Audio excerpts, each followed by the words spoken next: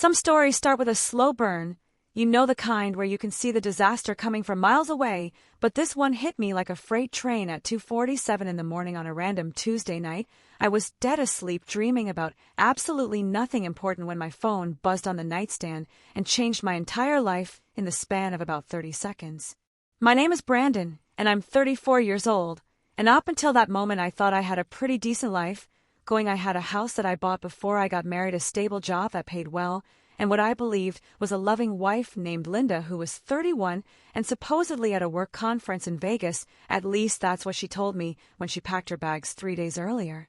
The text message that woke me up wasn't just any text. It was accompanied by a photo of Linda and her coworker William standing outside one of those tacky Vegas wedding chapels, holding up marriage certificates with the biggest grins on their faces, like they had just won the lottery instead of destroying multiple lives in one impulsive decision.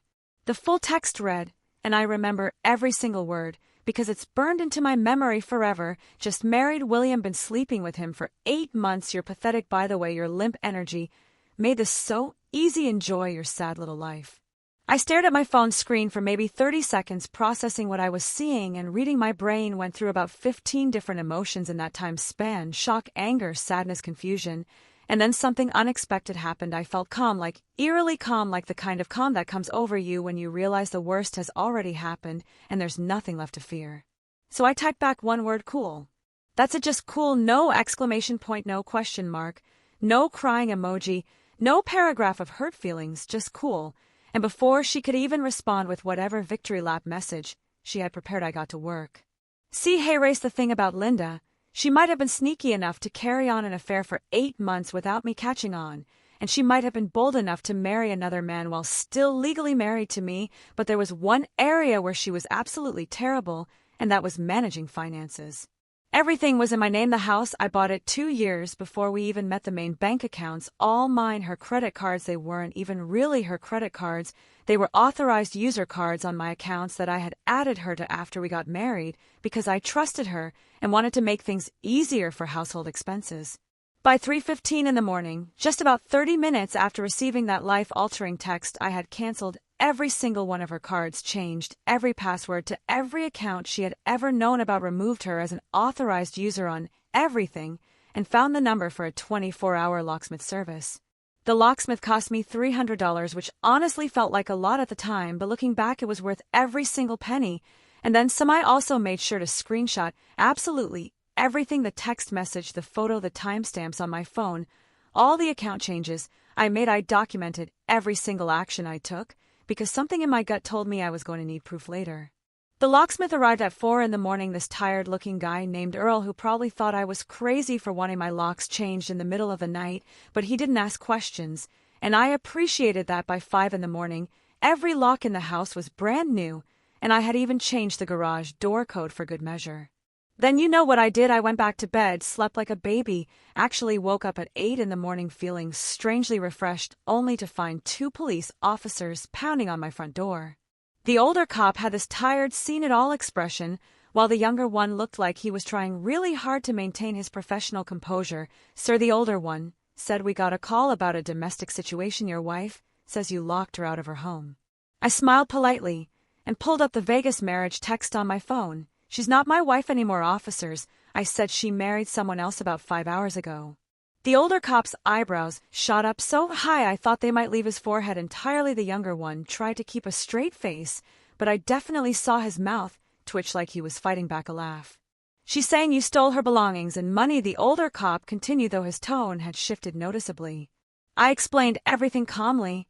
I showed them documentation proving the house was purchased in my name before the marriage. I explained that the credit cards were my accounts, and she was merely an authorized user, which I had every legal right to remove. I assured them that I hadn't touched a single one of her personal belongings. They asked to verify that the text was real, so I handed over my phone and let them see everything: the timestamp, the photo of her and William grinning outside that chapel, the cruel words she had chosen to end our marriage. The older cop sighed heavily and spoke into his radio. Ma'am, he said, you need to figure this out through lawyers. We can't force him to let you in if you married someone else. Even through the tinny radio speaker, I could hear Linda screeching on the other end. She was absolutely losing her mind, which I have to admit gave me a certain petty satisfaction. The cops left after warning me not to destroy any of her belongings, and I assured them that everything would be packed up nicely and waiting for her outside. What I didn't tell them was that I was actually looking forward to the confrontation that I knew was coming. Linda showed up that afternoon, and she didn't come alone. She brought William, her mother Barbara, and her sister Susan. It was like watching a circus roll into town, except instead of clowns and elephants, it was 4 people who all thought they were going to intimidate me into submission. William looked absolutely miserable standing there on my driveway. I could tell the Vegas high had worn off real quick once he realized that his new wife was now homeless and broke. He kept looking at his phone like he was hoping for an escape route to magically appear. Barbara started things off by threatening to call the cops again, and I calmly reminded her how well that went the first time. Susan jumped in, calling me a controlling psycho, which was rich coming from someone who had helped her sister plan an affair for over a year. Then William tried to puff himself up and act tough, like he was going to intimidate me into backing down. That lasted about 3 seconds, until I mentioned that I would be forwarding their lovely wedding photo to the HR department at their company. See, they worked together, and their company had a very strict no fraternization policy. The color drained from his face so fast I thought he might pass out. Linda, of course, resorted to tears. She started ugly crying about how I was financially abusing her, how I was controlling and manipulative, how I had forced her into the arms of another man. By being such a terrible husband, the mental gymnastics required to reach that conclusion would have won her an Olympic gold medal. But I had already done my homework. I had packed all of her belongings into boxes and placed them neatly in the garage. I told them they had 1 hour to load everything up and leave. After that, I would be calling the police for trespassing. The absolute best part of this entire confrontation came when Linda tried to rent a U-Haul to transport her stuff. Her credit card was declined, of course, because it was actually my credit card that I had canceled hours earlier. William had to pull out his own wallet and pay for it, and the look on his face was absolutely priceless. This man had thought he was running off with a woman who had money, only to discover he had actually married someone who was completely financially dependent on her husband. They loaded up her boxes in sullen silence. Barbara kept muttering under her breath. Susan kept shooting me dirty looks, and Linda alternated between crying and glaring at me like I was the villain in this story. William just looked like a man who had made a terrible mistake and was only now beginning to understand the consequences. After they left, I poured myself a drink and sat down on my couch in my quiet house with my new locks, and I felt something I hadn't felt in a long time: peace. But this story was far from over. My lawyer called me the next day with some interesting news. Linda was trying to claim that she was drunk and manipulated into the Vegas marriage. She wanted it annulled, and she was also trying to claim rights to my house because technically we were still married when she left for Vegas. My lawyer literally laughed out loud on the phone. She sent you written proof of adultery and bigamy. He said she is absolutely done for. I also found out through mutual friends that William had been living in his mother's basement. His grand plan apparently was that Linda had money and they were going to live happily ever after on what he assumed was her wealth. The reality that she was completely broke and now unemployable at their company due to the fraternization policy was apparently causing some friction in their newlywed bliss. Then Linda decided to go nuclear. She started a social media campaign, posting on every platform she could access, painting me as an abusive narcissist who had trapped her in a loveless marriage and forced her to find love elsewhere. Her mom and sister shared these posts everywhere, and some of our mutual friends actually started believing her version of events. But Linda made one critical mistake. She forgot that I was friends with David, who is basically a tech genius. David helped me recover some very interesting Facebook messages between Linda and William going back over a year. These messages painted a very different picture than the one Linda was selling to social media.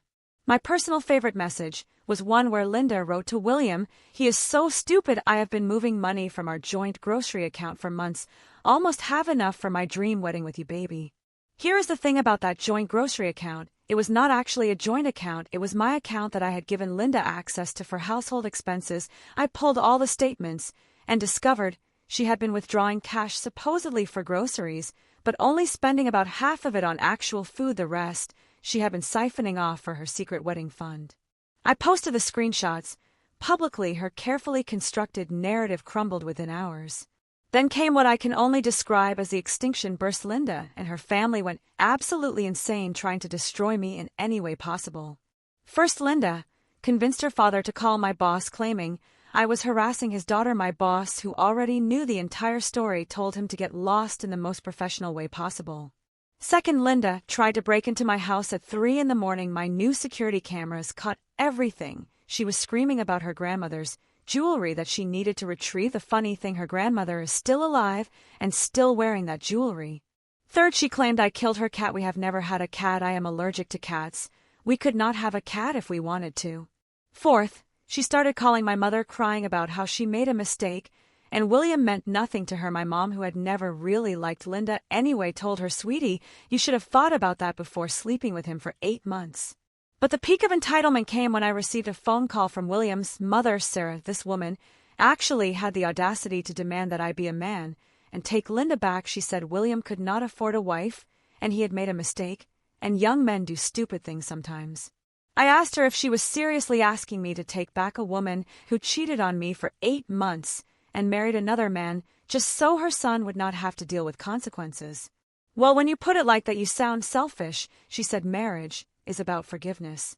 I hung up on her. That night, Linda sent me one final text from a friend's phone: "You ruined my life. I hope you are happy." I replied, "I am actually, thanks for asking." Then I blocked that number too. The divorce hearing was everything I had hoped for, and more. Linda showed up, wearing a white dress to divorce court, white to a hearing where she was being divorced for marrying another man. The judge took one look at her outfit, and his expression was priceless. Her lawyer tried to argue that the Vegas marriage should not count because Linda was emotionally distressed and under duress from William. The judge asked what exactly duress meant in this context. Her lawyer stammered something about William promising her things and making her believe that leaving her marriage was the only option. My lawyer stood up. "Your Honor, I have 73 pages of Facebook messages showing the defendant actively planning this affair and marriage for over a year." The judge reviewed the messages. His expression went from professional to disgusted to almost amused by the end. He looked at Linda and quoted directly from her messages, "Ma'am, did you write?" And I quote, "Cannot wait to see his stupid face when he realizes I took him for everything." Linda turned bright red. "That was taken out of context," she said. The judge raised an eyebrow. "What context makes that better?" Silence. The divorce was granted quickly and decisively. Linda got her personal belongings and her car, which she was still making payments on. She got absolutely nothing else from me. In fact, she was ordered to pay me alimony for 6 months because I had supported her through her certification program the previous year. The amount was only $500 a month, which is not exactly life-changing money, but the look of rage on her face when the judge announced it was worth millions.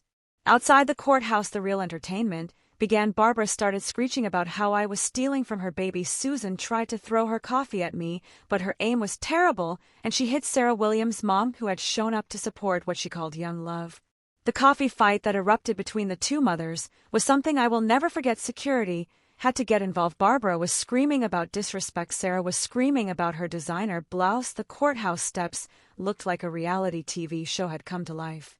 And here is the plot twist that made everything even more satisfying. William was not even there, according to Sarah, who was screaming this information while being restrained by security. William had already moved on. He was now dating a 22-year-old bartender he met at his wedding reception, which apparently took place at the casino bar.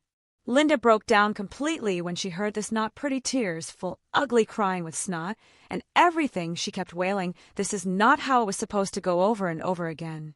Her sister Susan tried to comfort her. "It is okay, sweetie, you can stay with me." Linda, through her tears and snot, replied, "I cannot. Your apartment smells like cats and sadness." Even Susan looked done after that comment. So where's everyone now? Let me give you the final update. Linda is living with her parents back in her childhood bedroom at 31 years old. Her social media has gone completely silent.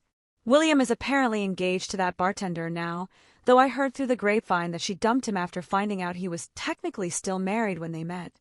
Their company fired both Linda and William for violating the fraternization policy. Neither of them has found new employment yet. Barbara has been banned from 2 different Starbucks locations for harassing baristas, who she claimed looked like that bastard, meaning me. Susan posted something on social media about cutting off toxic family members, which everyone assumed was about me until they realized she meant Linda. Sarah Williams' mom is apparently suing Linda for emotional damages to her son. I do not know how that is going, but I hope they destroy each other in court. As for me, I am doing better than I ever have. I sold the house for way over asking price. Because the market has been absolutely insane, I moved into a nice condo downtown with a view of the city. I started seeing a woman named Jennifer from my gym. She thinks this whole story is absolutely hilarious. And she brings me coffee every morning with "Not William" written on the cup. She is kind and funny, and she actually treats me with respect, which is apparently something I did not realize I was missing until I experienced it. My lawyer framed the Vegas marriage certificate and hung it in his office. He calls it his easiest case ever. People keep asking me if I regret being petty, if I wish I had handled things differently, if I feel bad about how everything turned out for Linda. The answer is no, not even a little bit. She played stupid games, and she won stupid prizes. That is just how life works sometimes. You cannot cheat on someone for 8 months' plan to steal their money, marry another man while still legally married, send a cruel text message at 2 in the morning, and then expect everything to work out in your favor. The only thing I regret is not seeing the red flags sooner. Linda once told me that her ex-boyfriend was crazy because he changed his Netflix password after she cheated on him. I should have recognized that story for what it was, a preview of exactly who she was as a person. But you live and you learn, and I am living very well these days. I wake up every morning in my new condo with my new girlfriend and my new peace of mind. I go to work without worrying about what drama is waiting for me at home. I spend my money on things that actually make me happy instead of watching it disappear into a secret wedding fund. Life is good, and it all started with one word: cool. So if you are out there reading this, and you are going through something similar, let me tell you what I learned from this whole experience. Trust your instincts, document everything, know your legal rights, and never let anyone make you feel pathetic for standing up for yourself. And if your spouse ever sends you a text at 2 in the morning telling you they married someone else, just remember you have options. You do not have to scream or cry or beg. You can simply say cool and then get to work protecting yourself. Because at the end of the day, the best revenge is not anger or tears or dramatic confrontations. The best revenge is living well and moving on while they deal with the consequences of their own terrible decisions. Linda, if you are reading this, and I know you are, because mutual friends tell me you are absolutely obsessed with finding out what I am up to. William's mom called you a gold-digging succubus at her book club last week. Just thought you should know. Cool.